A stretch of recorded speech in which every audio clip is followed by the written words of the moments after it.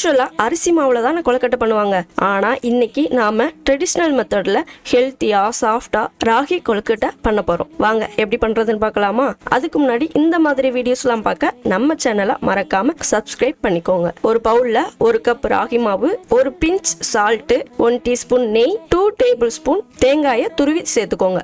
இத லைட்டா மிக்ஸ் பண்ணிட்டு அப்புறம் சுடுதண்ணிய கொஞ்சம் கொஞ்சமா சேர்த்து மிக்ஸ் பண்ணி சப்பாத்தி மாவு பதத்துக்கு பிசைஞ்சுக்கோங்க. அதுக்கப்புறம் அதுல இருந்து கொஞ்சம் கொஞ்சமா மாவு எடுத்து சின்ன சின்ன உருண்டையா உருட்டி எடுத்துக்கோங்க. அதை ஒரு தட்டுல எடுத்து வச்சுட்டு இப்ப ஒரு பாத்திரத்துல 2 கிளாஸ் தண்ணி விட்டு கொதிக்க விடுங்க. நல்லா சலசலன்னு கொதிச்சதுக்கு அப்புறம் இந்த ராகி உருண்டைய அதுல சேர்த்துக்கோங்க. உருண்டைய உள்ள சேர்த்ததும் டிஸ்டர்ப் பண்ணாம ஒரு 5 நிமிஷம் கழிச்சு ராகி பால்ஸ் எல்லாம் ஒட்டி இருந்தா அதை சாஃப்டா பிரிச்சு விடுங்க. திரும்ப 5 நிமிஷம் வேக விடுங்க.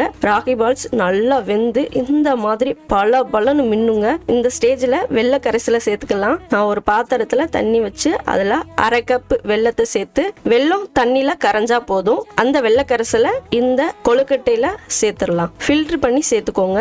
ஒரு 2 நிமிஷம் கழிச்சு கொதிச்சதுக்கு அப்புறம் 1 பிஞ்ச் ஏலக்காய் பொடி, 1 டீஸ்பூன் ராகி மாவை தண்ணியில கரைச்சு அந்த கரைசலை இதுல சேர்த்துக்கோங்க.